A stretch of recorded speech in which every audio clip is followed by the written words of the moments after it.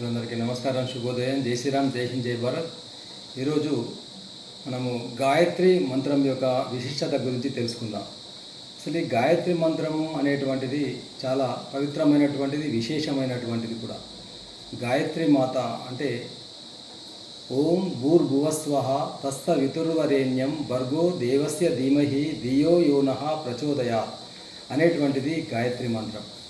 అయితే దీన్ని చదివే విధానం కూడా ఏంటంటే ఓం ఓం భూర్భువస్వః, ఇది ఒక వాక్యం, ఇది ఒకసారి చదవాలి. తత్సవితుర్వరేణ్యం, ఇది ఒకసారి.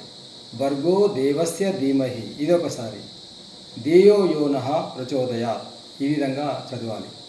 అయితే ఈ గాయత్రి మంత్రంలో మొత్తము 24 అక్షరాలు ఉన్నాయనేటువంటిది. ఈ 24 అక్షరాలు అనేటువంటివి బీజాక్షరాలు. ఈ బీజాక్షరాలకు సంబంధించినటువంటి 24 అంకెల సంఖ్య యొక్క ప్రాధాన్యత ఈరోజు మనం తెలుసుకుందాం. దాన్ని బట్టి మనకు ఈ గాయత్రి మంత్రం అనేటువంటిది ఎంత గొప్పదో, దాన్ని చదవడం వల్ల ఎంత విశేషమైనటువంటి ఫలితాలు ఉంటాయో మనకు అర్థమవుతుంది. అయితే మనం చూడండి, మొట్టమొదటి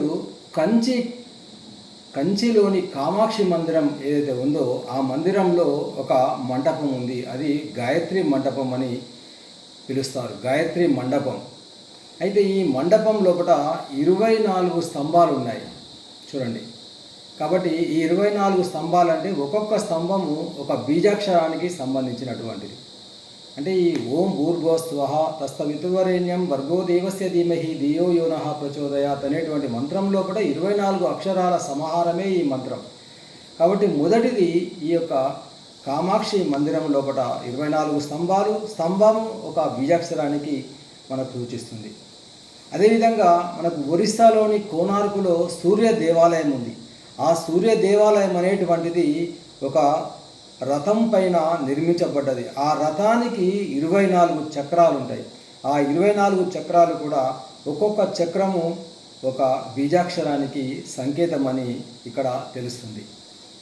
అదేవిధంగా మూడవది చూసినట్టయితే ఋషుల యొక్క మంత్రశక్తుల సమాహారమే ఈ 24 అక్షరాల గాయత్రి మంత్రం అని చెప్పబడుతుంది. అంటే ఒక్కొక్క బీజాక్షరము ఒక్కొక్క ఋషికి సంకేతం అన్నట్టు. అంటే 24 మంది ఋషులు ఈ యొక్క గాయత్రి మంత్రాన్ని రూపొందించడం అనేటువంటి జరిగింది. కాబట్టి ఆ ఋషుల యొక్క శక్తి, వాళ్ళ యొక్క శక్తిని దారబోసి ఈ యొక్క గాయత్రి మంత్రాన్ని రచించడం అనేటువంటిది జరిగింది.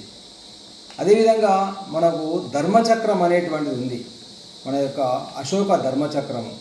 ఆ ధర్మచక్రం లోపల 24 చువ్వలు ఉంటాయి.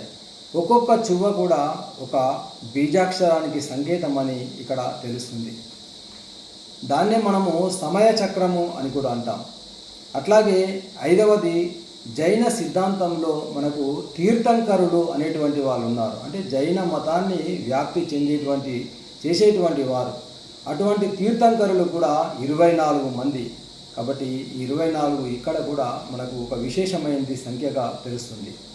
అదేవిధంగా కేశవ నామాలు, శ్రీకృష్ణుని యొక్క నామాలు కూడా 24 అనేటువంటి విషయం కూడా మనకు తెలుసు. అట్లాగే తత్వాలు, 7వ విషయం ఏంటంటే తత్వాలు కూడా 24 ఉంటాయి. అందులో 5 జ్ఞానేంద్రియాలు, 5 కర్మేంద్రియాలు, 5 పంచ తన్మాత్రలు, 5 మహాద్భుతాలు, ఈ 20తో పాటు బుద్ధి, ప్రకృతి, అహంకారము, మనస్సు, ఈ 4తో కలిపి మొత్తము 24 అక్షరాల తత్వాలు కూడా ఉంటాయనేటువంటిది తెలుస్తుంది. అదేవిధంగా ఇంకొక విశేషం 8వది ఏంటంటే మనకు రామాయణం తెలుసు. రామాయణం లోపల మొత్తం రామాయణము వాల్మీకి మహర్షి 24,000 శ్లోకాలతోటి రాయడం అనేటువంటిది జరిగింది. కాబట్టి ఒక్కొక్క అధ్యాయం 24,000 అంటే 1000 శ్లోకం అనేటువంటిది ఒక బీజాక్షరానికి సంబంధించింది అనేటువంటిది తెలుస్తుంది. అంటే 24,000 అక్షరాలు 24 బీజాక్షరాలకు సంకేతం అన్నట్టు. అందుకొరకనే ఈ రామాయణాన్ని మరి గాయత్రి రామాయణంగా పిలవడం అనేటువంటిది కూడా జరుగుతుంది. అదేవిధంగా మనం వీణ వాయిస్తాము. ఆ వీణ లోపల కూడా చిర్రలు అనేటువంటివి 24 చిర్రలు ఉంటాయి. కాబట్టి ఇది కూడా అంటే ఇది గాయత్రి ఉపాసన అనేటువంటిది. అంటే సంగీతము, ఎవరైతే సంగీత సాధన చేస్తారో, వీణ అనేటువంటిది వాయిద్యం పైన సాధన చేస్తారో వాళ్ళు సాక్షాత్తు గాయత్రి మాతను ఉపాసన చేసినట్టే అనేటువంటిది ఇక్కడ మనకు తెలుస్తుంది. అట్లాగే మన యొక్క మనిషి లోపల వెన్నుపాము ఉంటుంది, వెన్నెముక. ఆ వెన్నెముక లోపల వెన్నుపాము ఉంటుంది. ఆ వెన్నుపాము లోపల మొత్తము మృదులాస్తులు అంటే మృదువైనటువంటి ఎముకలు ఉంటాయి. అస్థి అంటే ఎముక. అటువంటి మృదులాస్తులు మొత్తం 24 ఉంటాయి. వీటికి ఆది దేవతలే గాయత్రి మంత్రాక్షరాలు. అంటే ఈ 24 మృదులాస్తులకు ఒక్కొక్క మృదులాస్తికి ఒక్కొక్క అక్షరము బీజాక్షరంగా ఉందన్నట్టు. అంటే ఈ 24 మృదులాస్తులకు 24 అక్షరాల గాయత్రి మంత్రము ఇక్కడ మనకు సంకేతంగా చెప్పబడుతుంది చూడండి. అట్లాగే 24 అక్షరాలు అనేటువంటివి 24 దేవతలకు కూడా ఇక్కడ అంటే రాముడు, కృష్ణుడు, గణేశుడు, అమ్మవారు ఇట్లా 24 దేవతలకు కూడా ఇక్కడ సూచిస్తుందని చెప్పబడ్డది. అట్లాగే మనకు రోజుకు అంటే దినానికి ఒక రోజుకు 24 గంటలు. అట్లా చూసినట్టయితే ఒక్కొక్క గంట ఒక్కొక్క బీజాక్షరంగా చెప్పబడుతున్నది. కాబట్టి నా గాయత్రి త్రాహ్య పరం మంత్రం నా మాత పరదైవతం అన్నారు పెద్దలు. అంటే గాయత్రి మంత్రాన్ని మించినటువంటి మంత్రం లేదు, గాయత్రి మాతను మించినటువంటి మాత లేదు అని చెప్పడం జరిగింది. కాబట్టి ఈ యొక్క ఓం భూర్భువస్వః తత్సవితుర్వరేణ్యం భర్గో దేవస్య ధీమహి ధియో యోనః ప్రచోదయాత్ అనేటువంటిది ఒక విశేషమైనటువంటి ఎందరో మునులు యోగులు మరి వాళ్ళ శక్తిని దారబూసి మనకు మానవాళికి అందించినటువంటి మంత్రం. కాబట్టి ఆ మంత్రాన్ని జపించడం మరి దాన్ని ఆరాధన చేయడము, గాయత్రి మాత ఉపాసన చేయడం అనేటువంటిది మనము చేసినట్టయితే బాగుంటుందని ఈ యొక్క వీడియోను ఈ 24 అక్షరాల విశేషంతో కూడినటువంటి గాయత్రి మంత్రాన్ని ఈ చిన్న వీడియో ద్వారా మీకు అందించడం జరిగింది.